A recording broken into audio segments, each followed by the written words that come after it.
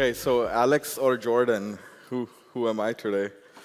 All right, thank you all for coming.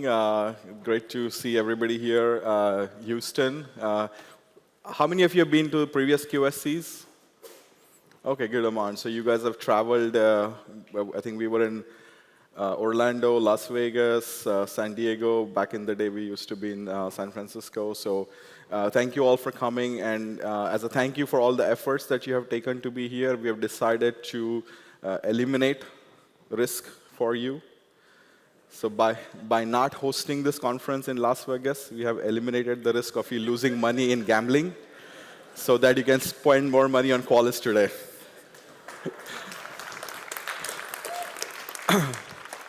All right, so let's talk about ASM to RSM. We're going to do some vibe rocking today, whatever that means. OK. We're going to vibe rock. As you all, a lot of you have been here 20+ years. We have been doing QSC, very focused on Qualys products, vulnerability management. We've been really innovating, focusing on continuing to do better at detecting and finding more things. And a few years ago, I kind of realized that the better Qualys got at detecting more things across more types of assets, the worse the situation was becoming for our customers, because it just your stats now look even worse because you're fixing, as a percent, you're fixing less of what is being found because you're just finding more. And so that started the journey a few years ago to start elevating the conversation of vulnerability management to more of an overall risk conversation. And that's where QSC and moving QSC and overall what we do into a more of a risk operations approach was very important for us. And that's why the great QSC is nothing. What? Oh, OK. There you go. QSC is ROCon. All right. So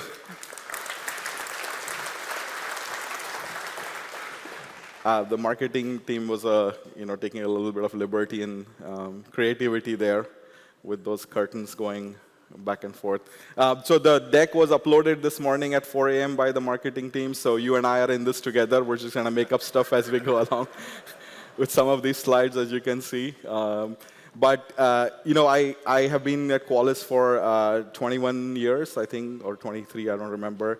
And back when I started, just to kind of give you the journey of Qualys from the QSC to ROCon, when I started, people used to scan, our great customers used to scan once a quarter their entire environment. And by entire environment, I mean like 5,000 servers.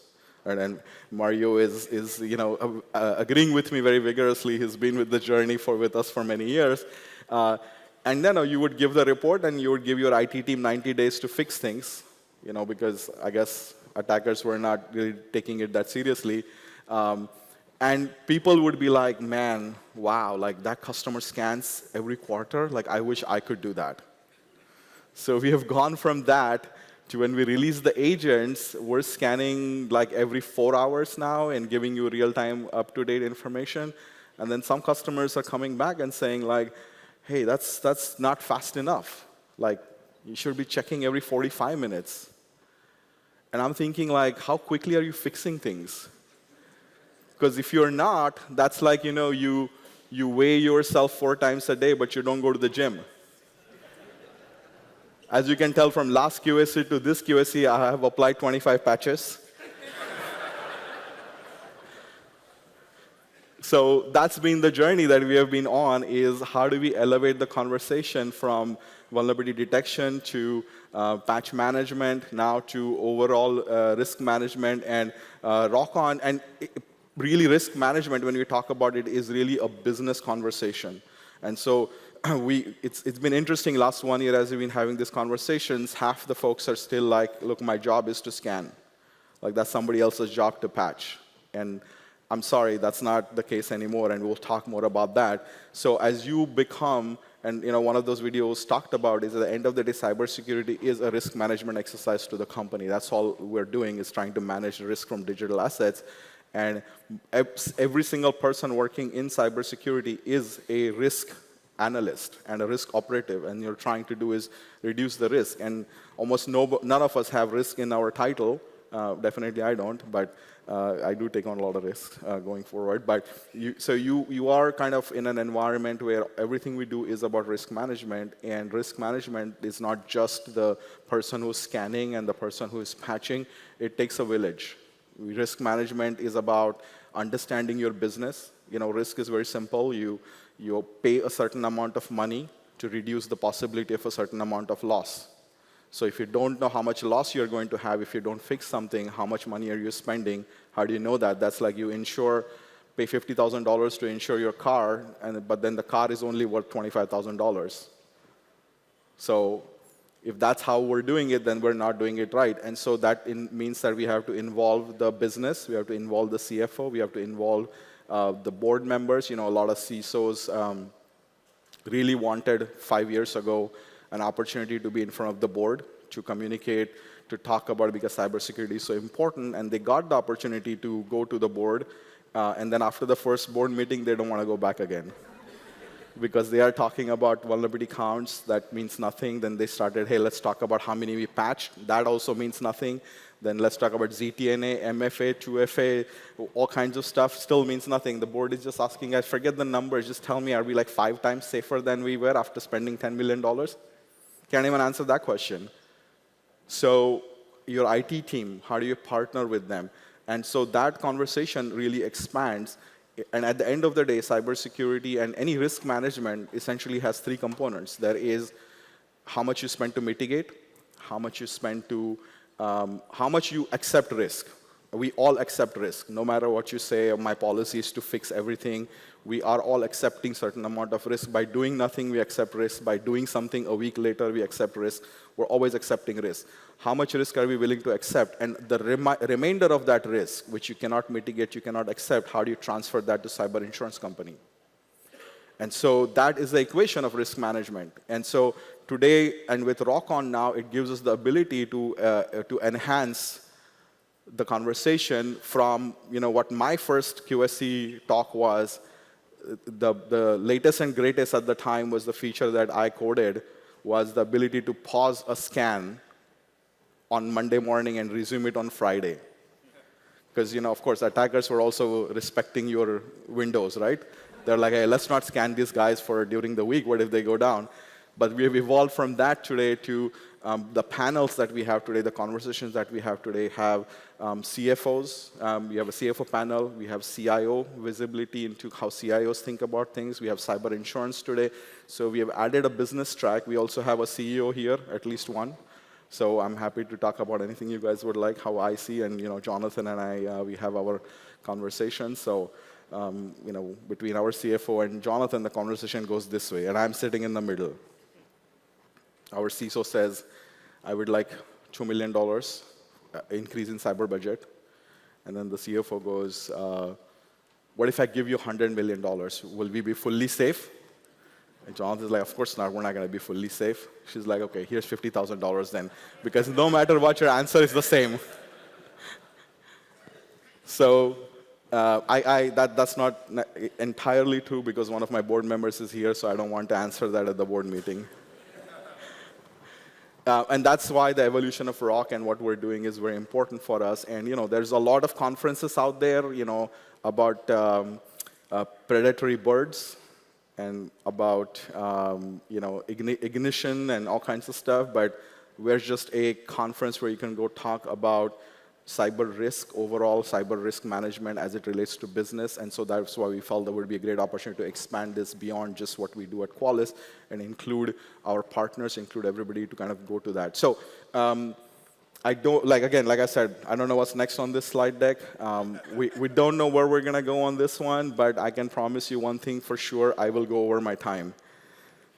I've never finished on time on these kind of things. Right, so we are all familiar with your attack surface, and the conversation really that we're going to have today is attack surface is great. We've all talked about attack surface, but we really need to move from this attack surface focus to risk surface. And I don't have as many fancy examples as Mr. Boyle had earlier, but I will just say simply that if you have a house, nice house with multiple doors and windows, and you put in the most sophisticated system to protect every door and window, sensors, cameras, thermal sensors, etc., cost you $500,000 to protect the entire attack surface.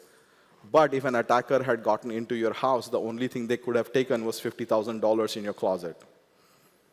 So your attack surface, you spent $500,000 to protect $50,000, which is your risk surface. So in an era where we don't have enough money to cover everything, our focus and a key part of our prioritization really becomes what is at risk from a business value perspective, not just the priority of the vulnerability, not just the CVSS score, et cetera. And so that movement to risk surface management is important. And so what's happening with the attack surface? I mean, attack surface is just our evolution in computing and how digital transformation is taking over everything we do. And it's accelerating, right? I mean, the movement from on-prem to virtualization. Yeah, I mean, you know, as an engineer, we used to have all these debates about, well, is multitasking better or is multi-threading better? Like, that was the big evolution in computing. We're like, no, distributed computing, like all of that stuff. And then VMware came, and that was like, wow, this is a game changer.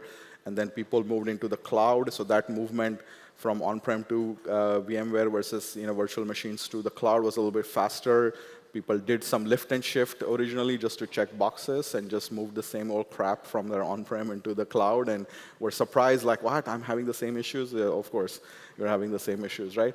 But then what we saw was the evolution of cloud-native companies, right? Companies that came from behind and purely, I mean, Uber is a great example. There are companies that came in cloud-native architecture, leveraging whatever capabilities were provided by the cloud, and were able to transform their business and take other companies out of business just by the accelerated motion of leveraging technology that was out there. And we're definitely starting to see that with AI now, where you have companies that are old school and they're trying to bolt on AI, versus there are companies that are now coming out which are AI-native companies. You're going to have businesses that are going to be disrupted by people. I mean, we saw people just using basic ChatGPT or things like that to code a website, to code an application. So we're starting to see evolution of AI-native companies that are able to innovate much better and much faster in this environment today by leveraging AI and being an AI-native company using hosted LLMs, things like that, rather than trying to do things the old school way. In the meantime, a lot of us are, you know, last year, ChatGPT and generative AI came out. It was interesting. It was nice. People were asking questions, and, you know, people, the thing was responding to you, but who had the time to sit there and ask questions? And people didn't even know what questions to ask, right? However, this year, with the evolution of agentic AI, it's been a complete game changer, not just for the defenders, but for also the attackers. And that's really enabled by a technology like MCP, right? And if you are not familiar with it, I think this is one of the most important evolution that we have seen in agentic AI technology, is the use of MCP servers, MCP hosts, et cetera, which allowed, and you will see this today, which allow companies to rapidly innovate and rapidly create capabilities using AI on top of what they already have, right? And so you can keep your API, you can keep your application, you can keep your database, and you can write an MCP server on top of that, and you can use agentic AI to tie all of that together to do things very quickly, to have all the conversation. So that evolution is accelerating super fast, you know, and just, but I don't know, Dilip, 6-9 months ago, MCP came out, and it's adopted almost everywhere now, whereas RAG struggled for a couple of years to get the traction. So you're seeing that acceleration happening. And so unfortunately, with the MCP, what that means is that your API, your old database, your end-of-life system, all that crap is still there. You just put another layer of MCP on top. So now you still have to worry about your old stuff that's still there and patch it and fix it. Now you have to worry about the MCP authentication authorization to make sure that you're not getting breached, right? And so when I say that attack surface is expanding, it just means that, you know, the more computing is happening, you're just getting way too many alerts, right? The volume of issues that you have to deal with is expanding exponentially. And that's kind of where we have gotten to the point where we cannot really fix everything. Now, the second thing that has happened in the last couple of years is even more interesting, which is your time to exploit is compressing. So not only is the volume of issues expanding, but the time it is taking for attackers to exploit things is also reducing. And this came out from the recent report that Mandiant did, which is that the time to exploit on an average, and these are averages, right? So went from 63 days a couple years ago now to -1, okay? So how do you get negative time to exploit? It's because when you look at the averages, all it means is that the exploits are happening more and more before the patches are being released. Right? If the exploit is happening, which has been traditionally patches, first 30 days after a patch is released is the most vulnerable time for companies. So if the exploit is happening after a patch is released, this time to exploit typically will be more in the positive. But on an average, as more and more vulnerabilities are being exploited a few days before patches are being released, because why? You can go in ChatGPT and say, look at this code and tell me how I can exploit it before a patch comes. So if the people who are trying to do the patch are taking longer because they have to worry about testing it. I mean, you guys get annoyed sometimes with us because we don't get the CVE out in the first 30 minutes of the announcement, right? Well, because we have to test it because we don't want to be this other Falcon product that brought the whole world down, right? So we want to make sure we test it, but the attackers don't have to worry about that, right? Like and so you kind of have this situation where exploits are, and that is primarily being driven in many ways, and as Kit talked about that, by leveraging AI as a way to accelerate the exploit timeline, because you can do this yourself, by the way, right? Like, you go, and we saw this happen with OpenAI, we saw this happen with Anthropic, where attackers are routinely leveraging, and low-skill actors are using extortion workflows, and so you kind of see the rise of the lazy criminals now. It's like, could I just, I could post content on Instagram and be an influencer while sitting at home, or I could just extort a few companies and make more money, right? It's probably the same people who are doing both. So what that means is that when you have the situation where you have more volume, less time, which means that not every vulnerability matters to a breach or to a loss of business, and all these statistics are going to get worse and worse over time. When you say like less than 1% account for majority of the real world breaches, in a couple of years, that's probably going to be 0.5%, just because the number of findings is increasing so much, right? And what really does matter, however, is that can you fix that at the speed of light? And so it's very simple, right? Like you have and Rich likes to talk about this a lot. He's much better at it than I am, but he talks about risk arrival rate is the rate at which findings are coming, and your risk burn down rate, the rate at which you're fixing things. If you stay within a reasonable, 80% margin, and you keep that, you will survive. If your risk arrival rate is significantly more than your risk burn down rate, then it's going to be very hard for you to keep up. So your ability to kind of survive it's a simple game of speed, math, where you just have to be there and fix the thing before, the right thing, not everything. Fix the right issue before an attacker gets there. If for some reason the attacker doesn't get to your stuff for a week, you're good. Like that was just your luck, right? So you just want and this is a common problem in vulnerability management, is like the issue, it becomes an issue only when somebody knows about it, right? You have these amazingly crazy vulnerabilities we find in sudo that have been there for 10 years. It wasn't an issue for 10 years because nobody knew about it. But the moment the attackers know about it, now it becomes an issue. And so today with AI, they are uploading code, they're pointing it to open source and saying, hey, what kind of vulnerabilities could I exploit in this code base so that I can start to leverage that? And so all at the end of the day is that we could do all kinds of dashboards and stuff like that, but did we fix the right thing before an attacker tried to exploit is the only thing that really matters at the end of the day. And while all of that is going in the upward direction, what is not going in the upward direction is your budgets. So I don't think that your budget is exploding at the same rate as your attack surface is exploding. I don't think that your procurementing approval for your purchases is going into negative one day. where they're coming to you and saying, hey, here's the approval for what you wanted to purchase a day before you want to go and purchase it. That's not happening either. I would say clearly our marketing team does not know how much it costs to buy cyber products, because I think with those bundle of notes here, I don't think you can buy a six-pack of ribs here in Houston right now. So what do we need to do? We cannot fix everything. So it's not just about visibility. We need prioritization, and we need a super fast remediation. And for that, if attackers are using AI and that's how they're doing it, how are we going to match that at the speed of AI? And you're seeing some of this happen in cybersecurity, like email, right? Like attackers are using AI to generate absolutely flawless emails, to the point where the only way to detect that this is an AI-generated email is to use AI. A human cannot do that anymore, right? So your cybersecurity folks on the email side are just watching one AI fight with another AI while they eat popcorn, because the human capabilities are just not there to be able to detect something that is coming out at that speed.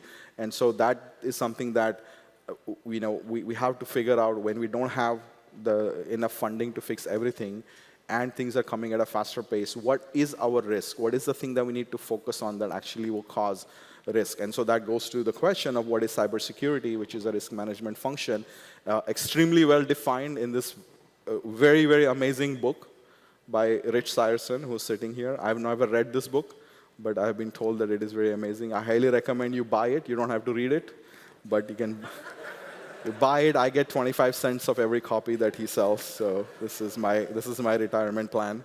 But I think he really nails it to be able to say that risk management is not like, I got to fix everything. I have to fix every single thing that comes out. It is really about how do we map that to what's going to cause plausible loss to the business, and then the impact to the business, right? And so what the management of risk is really about reducing the likelihood of a major financial issue, right? I mean, I don't think anybody here is like, no matter what vendors claim that they fully stop breaches and deploy their product and you will never have a breach. Like, that's never going to happen, right? And what we need to focus on is how do we mitigate enough so that the major financial loss that we could happen can be avoided. And too many times we get into situations where people are just not doing that. And for that, you need to be able to have a broader conversation from risk management, which is tied to understanding the way the business thinks about revenue. They think about the risk to the revenue,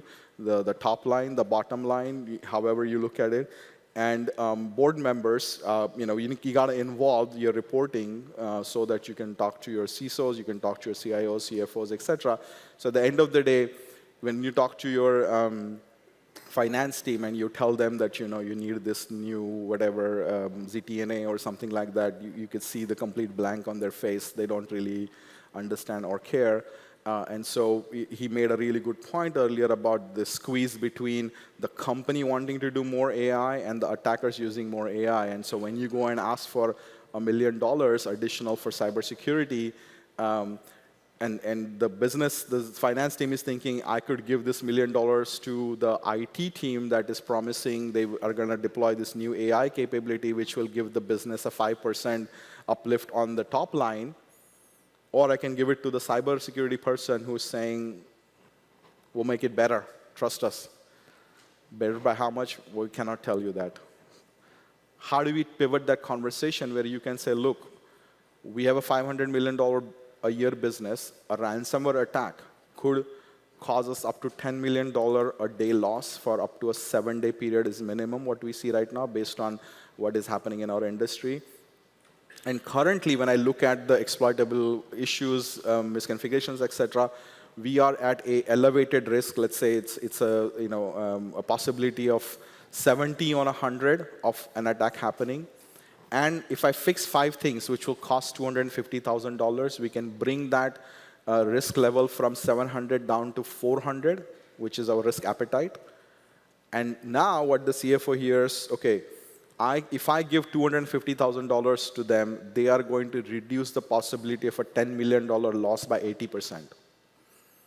Do you think that's what they want to hear, or they want to hear about this, ZTNA or whatever it is, right? So at the end of the day, the conversation and why value at risk is very important is, even yesterday I heard a lot about people saying, and I'll cover that, people saying that, yeah, my job is just to scan and, that's the IT team's job to fix it. No.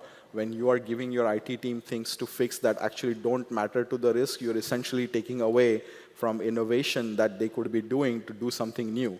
You're wasting your developers' time to fix things. It's like stealing from the company if you're asking them to fix a bunch of stuff that really doesn't matter to the risk. So when you look at risk factors today, it's not just vulnerabilities. So that's the other thing we see a lot, where people are like, oh, yeah, I've patched all my vulnerabilities, but that's just one aspect of it. You could have a machine that is completely patched for all the vulnerabilities, but your C drive is fully open read-write to the entire network, which is not a CVE. But your chance of getting breached through that is 100 times more than a software vulnerability. So how do you look at risk holistically? The same thing, Rook, if I can just compromise your credential and log into a system and see all the nice UI and dashboard, why do I want to go through hacking 10 different ports and lateral movement and privilege escalation? I'm just going to steal your credential and log in.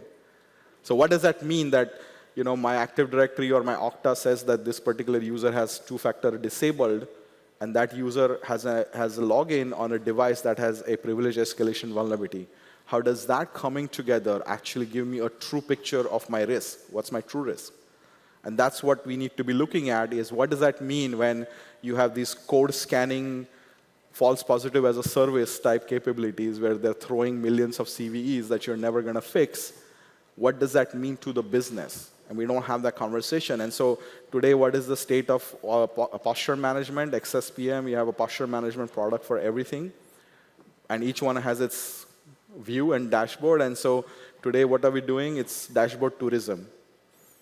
We have a dashboard for everything. We're building nice dashboard, Tableau. We take selfies with our dashboard. Okay, well, what does it means nothing. Okay, you didn't fix anything before it was supposed to be because you're like, oh, no. That issue, that actually is a code scan. That's a different team. The coding team, they know about this. I don't know about this, right? So that's where we are struggling, because you cannot explain what that finding from a code scanner means to your retail banking mobile app, which is making you $200 million a year. So that we have to evolve from this sort of like, oh, it's in the dashboard, go look at my top 10. Sure, you have a top 10 dashboard, and then you're giving your IT team top 10s from 10 products, and so now they're fixing top 100. And then we wonder why they're not happy with us. I can think of 100 reasons why they're not happy with us. So we need to evolve into a process that operationalizes your overall risk management function, right? It cannot be sort of, you jump in and you pay risk whack-a-mole, celebrity vulnerability came out, everybody drops everything. I mean, look at the absolute colossal waste of time and money we all went through with Log4j. It was the biggest waste of corporate resources, because we just woke up everybody and said, grep for Log4j and fix it. No concept of was that even exploitable? Is that something that causes risk? If it gets exploited, does it lead to a system? And so collectively, we spent billions of dollars going after fixing every Log4j because we were reacting with this whack-a-mole and did not have an operationalized process that looked at a lot of these components. And that's where last year we introduced the concept of a ROC and the Risk Operations Center. And it has been absolutely amazing feedback that we have gotten from people over the last year, is to say, look, I have too many of these dashboards. I have too many findings. I don't know which ones to fix. And it's not a one-time effort. I need to make this something that is repeatable and it just works. Even if I'm here, not here, it's a process that is really well-defined. And we were able to really define what are the building blocks of any risk operations center. And I'm sure 100% of you will fail at the very first block, which is unified asset inventory. So anybody has a perfect asset inventory up to date, please raise their hand. And if you raise your hand, I know you're using Qualys Cybersecurity Asset Management. So how do we go beyond? And this is a transformation that we at Qualys had to go through. Is like, hey, it's not, no matter how much we think we're amazing. There are many other risk factors like OT, IoT, whatever, that there are products that are good at that are, again, throwing risk factors. So how do we open our platform so that we can ingest data from multiple different tools? And you will see that today in presentations by Shailesh and Mayuresh and Kunal, where we talk about how we're actually opened up the platform to make sense out of the data that is coming from multiple of these tools. And so it's not just about aggregation of the findings, which a lot of these products are doing. It is really about adding the context of the business, the quantification, and it is also about actually getting remediation done. And then the last piece, which is the compliance reporting and audit, ultimately that is what pays a lot of our bills. If you say something like, yeah, this is something that's going to cause an audit failure, you get funding for that a lot quicker and better than if you say, oh, this is a best practice, I should fix it. And so I think tomorrow we have a fantastic session by Anu, who's going to talk about how to be always audit ready. How do you reduce the risk to the business from an audit failure? If you get a very sophisticated attack from a nation-state attacker and there is a compromise, people are more forgiving. But if you fail an audit because you didn't fix the controls that was completely 100% within your team's capability, like you can't come out of that. And because you failed an audit, you cannot conduct business. Like at Qualys, we don't get our FedRAMP certification. I'm going to be very unhappy with a few people who will not be at Qualys after that. So some people who realize this today are going for, can you tell what this is? No, I'll tell you what this is. This is your current CTEM exposure management solutions. They overexpose everything, and so everything looks like it's white, and you cannot tell anything at all. So that's why your overexposed CTEM solutions need clarity by adding quantification, by adding the ability to actually get things done so that you are not just, again, looking at a score. So when your quote-unquote CTEM solution gives you a risk score, what does that mean to the business? It still doesn't mean anything. And I do this all the time when I talk to CISOs. I ask them, okay, you have 2 business units. One has a risk score of 900 on 1,000. Another has a risk score of 750 on 1,000. Which one are you going to prioritize if you could only fix one? Of course, people pick the 900. That's scary. It has exploitable vulnerabilities. But if I tell you that the 900 is on a business unit that makes you $1 million a year and the 750 is on one that makes you $500 million a year, I hope you're going to pick the 751. Otherwise, you shouldn't be in cybersecurity.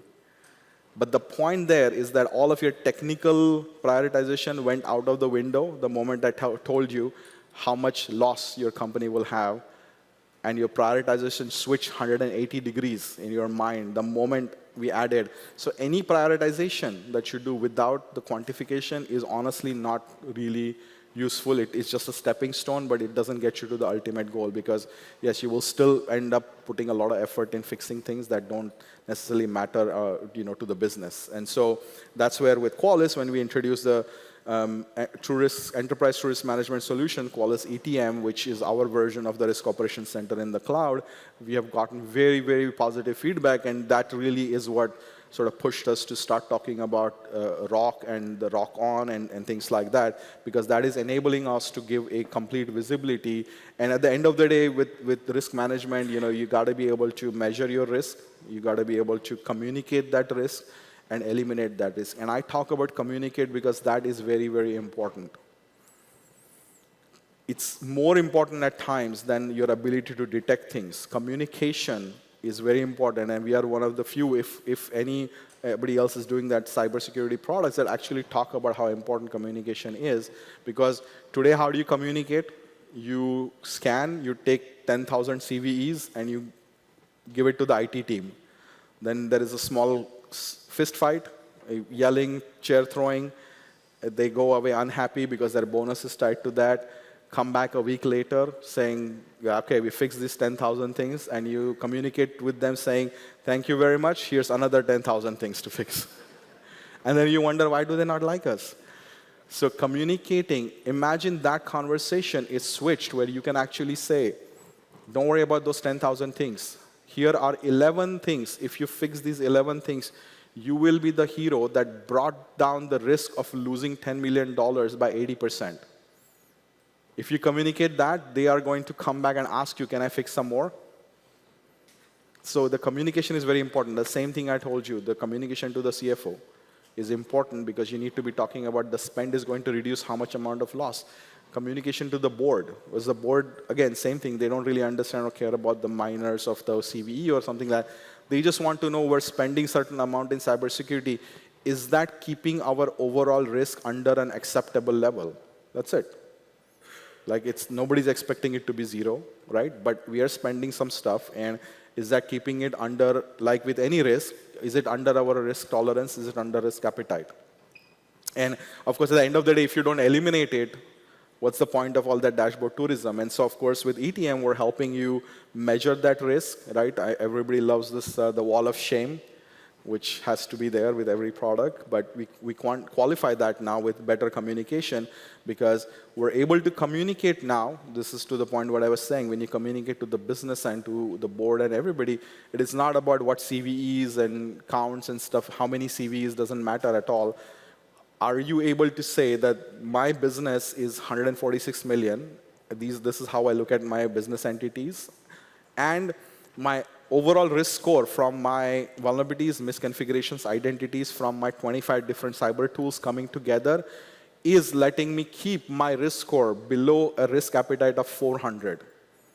And if you can show that, then what you're communicating is that 80% of the company's revenue has an overall risk score that is below risk appetite, which is very good. Should you try to go from 950 to 400? Yes, that will cost you $800,000. But the business is making $1 million right now. Would you want to spend $800,000? No. You increase your risk appetite a little bit so that for now, let's focus more on fixing this middle part.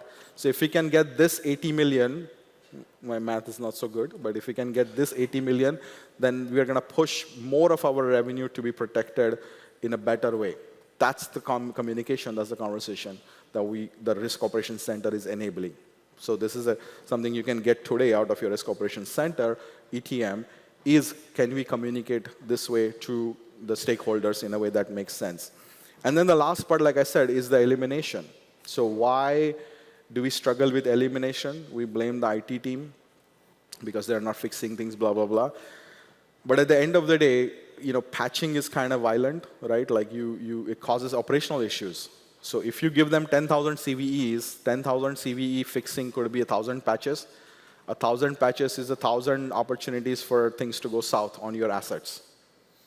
So of course there's going to be resistance because any time a business has to pick between keeping the system up and maybe there will be a compromise, guess what they're going to pick? So how do we move that conversation from there to be able to say, it is not just about 1,000 patches, but if I can prioritize those vulnerabilities or misconfigurations or identities down to the ones that actually impact my business, and if that list is now, say, 1,000 CVEs, 1,000 CVEs, fixing those could just be 11 patches. That's a much better conversation to have, to say, hey, let's fix these 11 patches, so now you're balancing operational risk with security risk in a more meaningful manner. So how do we get to that point, right? You want to provide the business the minimum things that they need to do to make sure that we are secure. And so for that, that's where this was a POC. Wait. I have no idea what's going to come next. So I'm going off a limb here. So we need to be able to say every exposure for every security tool. OK, all right, let's see. Qualys. Oh, yes, I know this slide. OK. So this is a POC we did with a customer about 3 weeks ago, and we pulled data from Qualys, obviously. We pulled data from Wiz. We pulled data from CrowdStrike, Defender, and one of those external exposure management mafia that's out there. So we pulled data from all of those, and after deduplicating, I mean, that was 62 million findings. And I mean, at the end of the day, whatever your number may not be 62 million, it might be different, but I can promise you it's something that's unfixable anyway, right? So and does it really matter if this number was 10 million? Not really. But the point is that we had those 62 million findings. Then when we apply the risk operations center and we leverage ETMs, and I'll cover the agentic AI part later, but when we apply those agents that are then able to go out, take those findings, apply the latest threat intelligence that is out there, business context, etc. Now we went from 62 million findings to only 2 million findings actually had even any possibility of a potential compromise happening. It was being talked about in the dark web. Maybe there's a POC exploit. Maybe it's not weaponized, but still there is some possibility. That's really only 2 million of those were something that actually could cause a potential real breach. Then when we applied the business context, which is it internet facing, is it revenue making, is it something that's part of the key business unit, that number went down to only 300,000. And so in general, if you're asking your IT team, dev team to fix anything that's in this 62 million but is not in this 2 million, that's essentially you're wasting time for the company where they could be doing something else. And so to those who say, my job is only to scan and somebody else needs to patch, look at this. If you are not taking the ownership and responsibility of giving the most accurate things that they need to fix, we are truly impacting the company's ability to innovate. And that's the opportunity for everybody here to step out of kind of what we have been doing for a long time and take a new approach that will allow us to really say, hey, let's really look at what is causing the risk. And so now you take these findings, you apply the configuration, you apply the threat analysis, you apply business context, and then can you validate compensating controls? Okay, just because Qualys agent said that you have this software and there is this vulnerability, maybe it's not exploitable because you have an EDR installed on that machine. So that reduces that number even further. So when we applied checking for compensating controls, and today Shailesh is going to talk about a very new capability that we are announcing where we can actually do a safe exploit quick on the machine, especially internet-facing asset. So we can tell you, is it exploitable or not before attackers exploit it and you find out later in the newspaper. Or Reddit. I should not say newspaper anymore. So now we're saying, look, we really have, and of course these numbers, I did ask the CISO if it cost them $1 to fix every vulnerability. With this, we just helped them reduce the spend from $62 million to $150,000. And I was happy to take $5 million, but he said no. So that's not happening.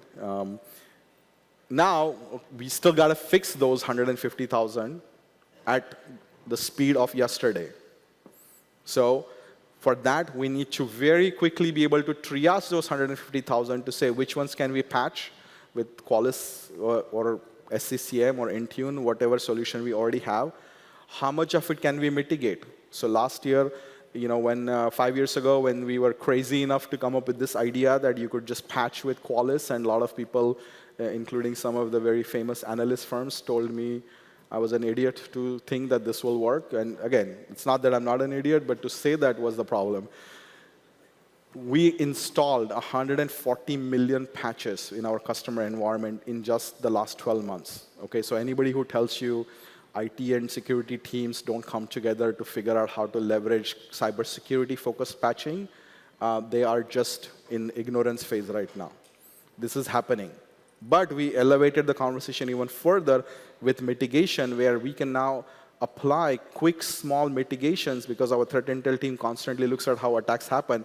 Maybe you delete the old DLL, and you don't need to patch. If just deleting the old DLL or you change the permission of that file, now the execution cannot happen. They cannot read the file.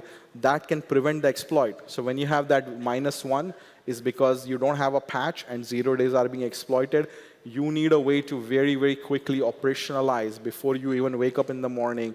You have a system that is putting those blocks actively by looking at threat intel to make sure that those things are getting, again, you don't care if it's a patch or not, you just care that it cannot be exploited.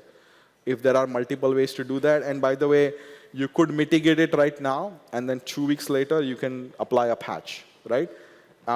We also provide ways to isolate the machine. We're also looking at ways to uninstall. So today we can tell you, by the way, you have this exploitable vulnerability in a software that has not been used for over a year. I'm sure that never happens on any of your servers. You just uninstall the damn thing. That you could protect yourself. You don't need to patch or do anything. Just can we get that visibility? So I call this my remediation buffet. So you can start with anything.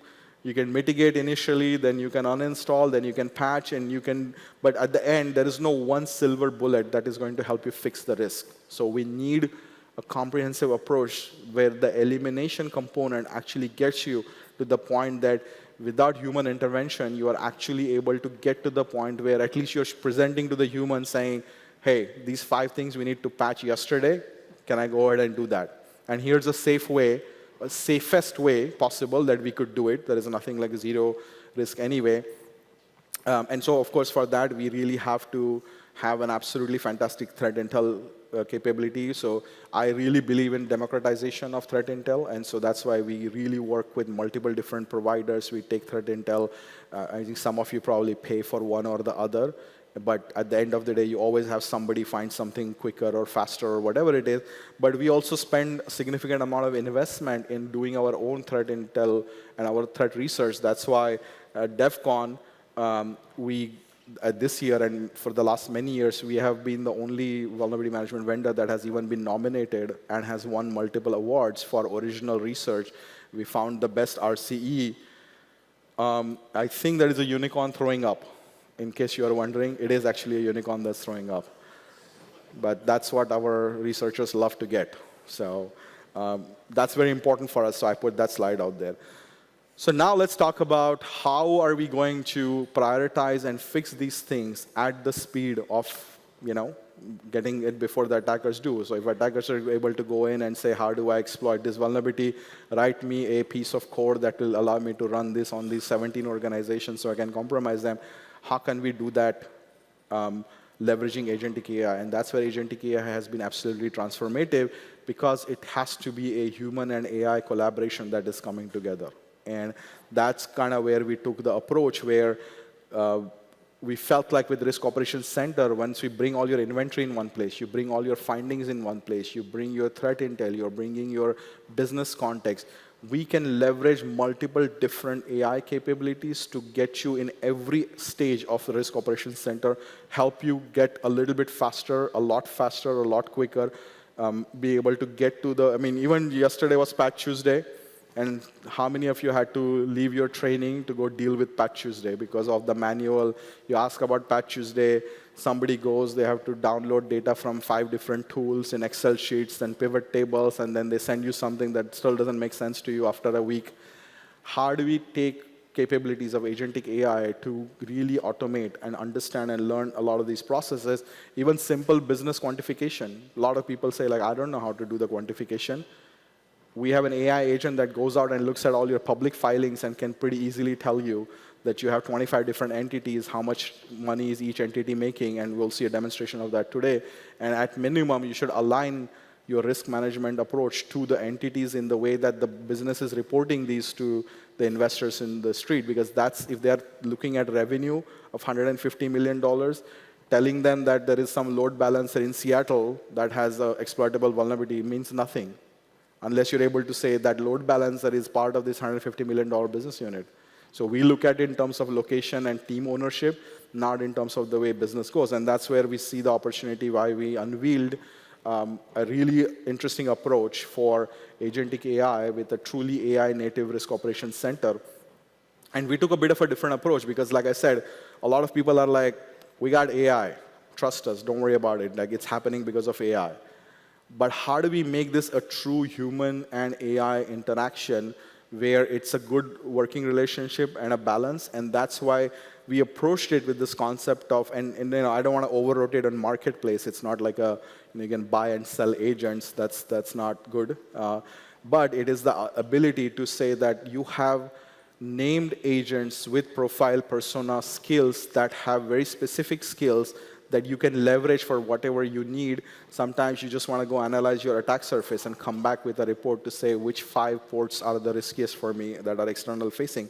Sometimes you just want to be able to say, I want to be able to look at my Patch Tuesday so that I can get a quick report of what should I focus on. Patch Tuesday imagine you were able to just type it and ask while you were in the training to say, what's happening with Patch Tuesday today? How many of my assets are impacted? If you could just get that answer right there and not have to wait for your team to generate reports and you to log in to see dashboard. So that's where we took a very interesting approach where Agent Sarah, she is a autonomous Patch Tuesday lifecycle agent. She has skills, you can rate her, etc. She will analyze and come back to you with the current situation as she sees it. Then she's going to learn whatever she has learned from other customers, whatever she has learned from how you do things, she's going to come back with a couple of plans to say, look, we can do this or we can do that. We can potentially reduce the risk from this to this. And with that, we are able to actually go and pick which option you would like. And then ultimately, she will come back and she will say, look, I finished this task. And the outcome could be I just created an alert in Teams or Slack, or the outcome could be I actually pushed the patch job and verified those patches were applied over the last 4 years. And so with that, I was able to do this, and I was not able to do 4% of that. Very nice communication, all done in a much shorter period of time than what your team would do. And after she's done, she's not even asking for a raise. Look what I did, a good job. So that's the paradigm shift. And so I really feel like this agentic AI is completely giving a whole new way that we can actually match the speed at which attackers are leveraging similar tools and resources so that we can get out of the old way of doing things and weekly assessment and weekly scanning and all of that. Your attackers don't wait that say, let's not scan these guys too often. Be nice to them. So we've really done a lot of stuff around truly building an agentic AI fabric throughout our platform. And throughout the day today, you are going to see multiple ways that, am I pretty over the time now? Pretty good?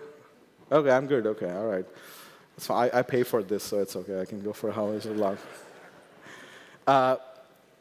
It is about how do you get that visibility and the ability to see what matters in real time and quick speed.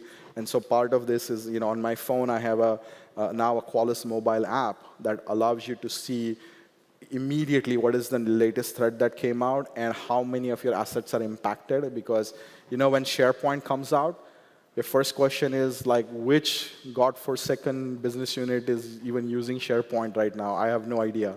Let's start with, are we even using SharePoint? Then let's look at, are these versions in the overall football field area of the versions that are being compromised? And then get into looking at the specific attacks, that specific assets that might be impacted. So I believe there is a demo of this coming today. But that's the idea, to democratize access to all of your security data through a single view. So you don't have to log into 10 different dashboards and look at top 10s, because those top 10s still don't mean anything, right? So if there is an identity in Okta that has become a problem on an asset that is important to you, it will pop up right here. You don't have to go to multiple dashboards. And that's kind of what we're going to see, why you are seeing Perplexity trying to buy Google Chrome for $35 billion that they don't have, is because we are shifting in the way we are interacting with products, interacting with search. And so do we see a future where an enterprise AI engine is going to expect that Qualys and your other data is just available through the conversation and not having to log in through multiple things? Absolutely. Think of how much search do you use today versus just a year ago. A lot of people say anywhere from 50 to 80% drop in using search. And if that search is now not going through your regular search channels, if I'm an advertiser next year, how am I thinking of spending money on the way I have spent money in the past? So a lot of things are changing today, and we need to move from that perspective. The other aspect of this is a lot of you are like, yeah, this is great, but I don't know how to do it. I don't even know how to do it. So that's why we have our partners, where we have announced the idea of Managed Risk Operations Center, and we have some partners here that I highly recommend you visit. they are able to come in, leverage their expertise, leverage agentic AI, help you figure out how your organization should think of business risk, what are the components that actually make sense, how do you tie those assets together, can they monitor the alerts for you, can they actually take action so that you can get the risk fixed quicker and faster. So if you look at sort of the way is the Risk Operations Center, Qualys ETM is sort of in the center, and then you have the MROC partners that are helping us, and then whatever risk that the MROC partner and ETM cannot help you mitigate and accept, that is going into your cyber insurance company. And so last year we announced a partnership with Mulberry, which gives you a 15% discount on your cyber insurance premium if you share the Risk Operations Center high-level scoring with them. You don't need to share any actual CVEs or anything like that. And so we will see more of these conversations and partnerships happen with the Risk Operations Center over the next couple of years. OK. So now it's time for a demo, which is a AI. And I don't have a clicker here. Where's the clicker? Oh, here. Sorry, my bad. OK, so what we did is, and this is stuff that is working still in our QA environment, and you will see some of that on display at the, is it outside? At the booth, where you can go and do some of this. But this is a fully agentic AI-driven ability to start with setting up a risk operations center and the core components of it just by having a conversation in under 10 minutes. So this thing is about 8 minutes. Unfortunately, my talking adds a lot more to that. I'm going to try not to talk, which is impossible. OK, so you can see that the starting point is literally just your email domain. So we took a sample company. We said, let's take your email. You sign up with an email. We take the domain. And from there, we start to leverage agentic AI capabilities across the platform, whether it is to discover assets, organize, benchmark, connect your tools, et cetera. And you can have this conversation by saying, let's start with, we know based on the company, you are in the retail industry, and this is the name of your company. And so let's start with looking at an asset inventory process, which obviously doesn't depend on my CMDB. And so that's where we look at from an external perspective, and we now are seamlessly able to bring in different experts through the conversation, so that we brought in Agent Sid, who now is an expert in able to look at your external attack surface by just looking at the domain. And then Agent Sid goes out, look at publicly available information, anything that's filed, et cetera, comes out with how many assets are out there, how many organization, estimated revenue, does an ESM assessment, provides you the organization database ports that are open, also gives you, based on news articles, what acquisitions your company might have done, which countries they are in, how they align with everything, so that now you can actually start to think of, how can I quickly at least start to look at the business perspective of what each entity is making. And that's a starting point. Of course, you then have to work with your partners. We have to work with these to refine that. But now you have a starting point. And that can become your starting point of a risk operations center by saving those things as your starting business entities. And if you notice that we had the assets for each entity already mapped to the entity. So it's not like you have a separate list of 2 million assets and you don't know which entity that belongs to. So it can go ahead and do that. After you have said that, you look at your internet-facing assets, then you're going to say, let's get our external discovery agent. Let's get the business entities agents that is going to help you organize all your business entities in typically how customers think of what's business entity, how do you organize them, how do you create them, how do you map those assets to that environment. You can chat with them, but say, look, before I create those, I want to see which of these are internet-facing versus which ones are internal. So it's going to give you that analysis of how many assets for each entity are out there.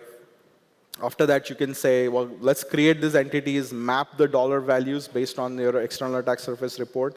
And by the way, we give that external attack surface report for free for any of you who want to take a look at it to see how a hacker sees you from outside. So please talk to your TAM. They can, and don't pay them for the report.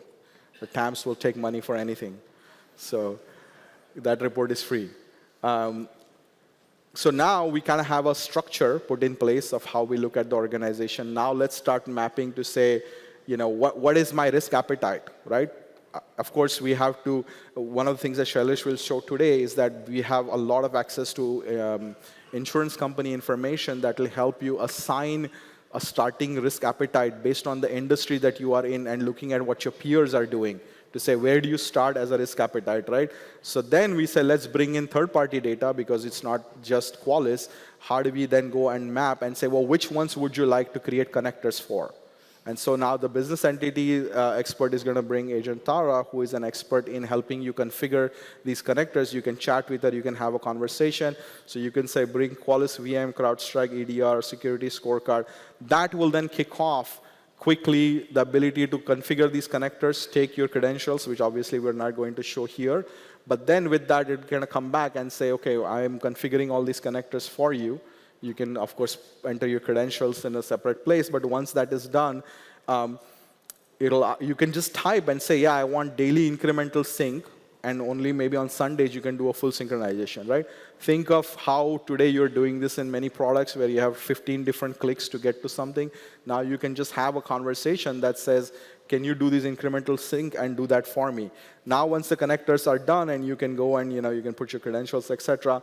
In the meantime, the reality is that just whatever the tools are telling us is not the reality of your business. So you sometimes need to be able to increase the risk of something in your environment because this is very important to you. In other cases, you want to decrease the risk of something that Qualys or somebody else has reported to you. So now, once data ingestion, let's look at setting up SLAs as an example, right? So to set up SLAs, all you can say is, with the right agent, you can basically then say, type, just to say my production Windows machines should have an SLA of 90 days. And then it's going to go and create that SLA. And you can say, like, no, not for all assets, just for production Windows servers. And it's going to go, and then it'll ask, well, what do I do with if the SLA is violated? And you could say, like, well, maybe you alert me when the SLA is violated, as an example, right? On the security channel for leadership. And that could be Teams. So now you will have the agent pop up in Slack or in Teams every Tuesday morning, your report or whatever that you're looking to do. And you can define all of this just by having that agentic AI conversation with some of these agents. Then you are going to say, well, that's good, but like I need a risk tuning agent because risk is not just what Qualys says. We need to tune it up. We need to tune it down. So we look at identify all your cloud buckets that you have from maybe from Wiz, from Qualys, whatever it is, but increase the score by 20% if those are publicly facing. So if you just provide that to say increase the score by 20%, it creates automatically internally a rule that will then just increase the score for those particular business units by 20%, right? And it will show you which ports are open, RDP ports, etc., if they are publicly facing, as an example, but only for one entity, right? You can say that that's only for that one entity. Now we want to look at your overall identity risk posture. So we got data from AD and we got data from Okta. So what is my current identity risk posture, right? We have 12 identities where MFA is disabled. So you can see that information right there. And then you can say, like, OK, based on that, if MFA is disabled, I want to increase my risk score by 30%, as an example, right? So now, however, on the flip side, if you have somebody who has a good hygiene, then you can create a compensating control that says reduce my risk if EDR is running on that particular asset, or if that identity has MFA enabled, then you can reduce the risk of that particular thing. So that now you can create the compensating controls, and you can reduce the risk by 20 points. And you can do all of that very quickly in about, and this, we created this recording from our QA environment. It was about 8 minutes that we were able to do all of that. So now you can go back and say, look, the risk tuning agent, I did this. This is your true risk score after I applied increase risk, decrease risk. And then say, well, how do I tie that to my financial risk? So we have an expert agent, Quant, that is very creative naming, that is good at figuring out, based on insurance information, publicly available information for your retail industry, what threat attackers are attacking you, and what typical loss do you have in your industry, what are the payouts that you have. So you can do all of that, and then you can start to provide those values and business entities. And then from there, we can go into saying, Once the benchmarking is done, look at your risk arrival rate. So I talked about one of the things the Risk Operations Center can show you is your findings. You are getting 3,000 findings a day, and you're fixing 2,000 findings a day. So it's still going up, but not at the same pace. Now, again, I don't want to over-rotate on that because it's more about fixing the right findings, not necessarily the count. But you kind of need that visibility to say, am I heading for disaster in 6 months? Or are we at a pretty good equilibrium where the investment makes sense and we are continuing to stay afloat? So you can get that kind of a visibility through this process as well. Once that is done, now we need to get to prioritization because we cannot fix everything. So how do we prioritize? So despite adding and compensating controls and everything, we still have residual risk where we're above our risk appetite. So now, the graph I showed you, can I apply that same thing? Can I ask the agent to say, can you prioritize, and for that particular business entity, show me right now what is the most important thing which is contributing to my risk being above my risk appetite. And it'll show you that, and it'll allow you to create workflows from there where you could say, like, OK, let's now work on taking actions on those findings, right?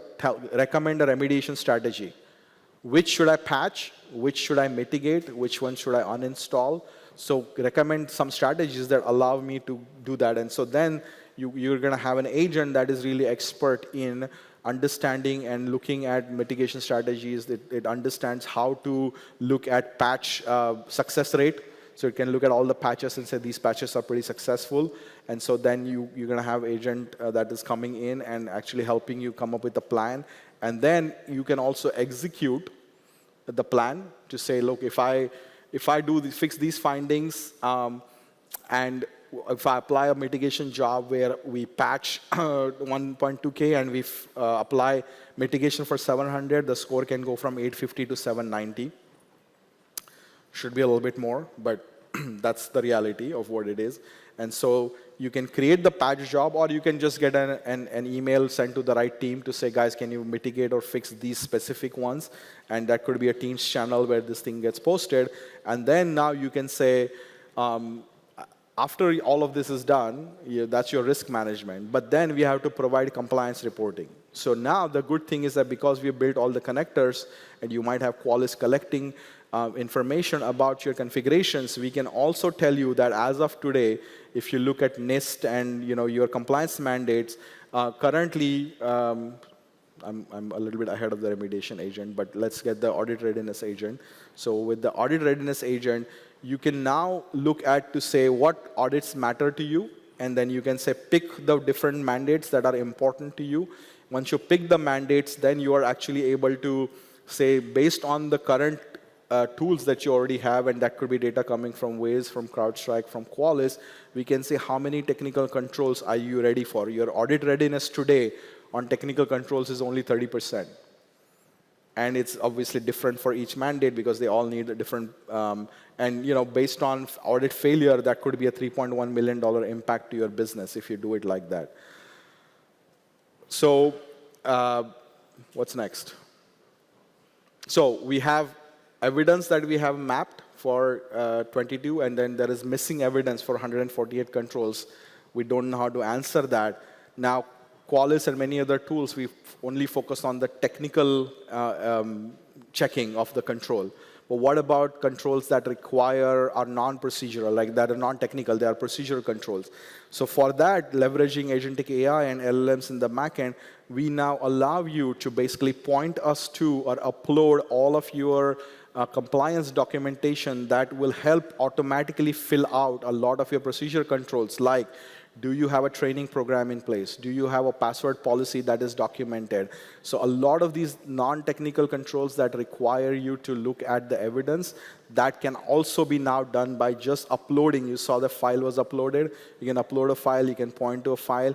And now we can give you one of the most comprehensive ways just by leveraging. Because otherwise, if you have to go, I'm sure a lot of you keep getting these questionnaires, and you have to fill out so many questionnaires manually. This can actually help you do something like that. So that's what it can provide you, is that you're now 70% ready. Which controls you're not good with from a NIST perspective? Are you passing or failing access control? How are you doing with identification and authentication? So again, tomorrow's session on compliance and audit readiness is going to show more details about that. But that kind of gives you a peek and preview of what the future is, which is pretty soon, not like 5 years from now. But this is really what is possible now with agentic AI, where within 8 minutes, you are able to really go in, pull in connectors, you are able to set up SLAs, you're able to set up your risk tuning. And then at the end of the day, you are also able to pull in your documents, you're able to look in the findings and get to the point where you now have something set up. And of course, it gives you a summary of everything that you were able to do in that session, what it created, what it did, and how we move forward from that. So, remediation later for next week is good because we don't have any more time. So, saying happy ROCon for all of us. So let's give a big round of applause to.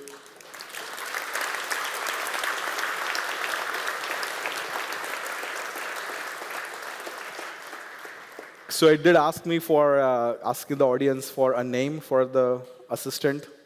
We have to give a name. So its options are Qualys Cyber Risk Assistant or Rocky. So show of hands, who thinks it should be Qualys Cyber Risk Assistant? Who thinks it should be Rocky? All right, we have our answer. Thank you, ladies and gentlemen. Thank you.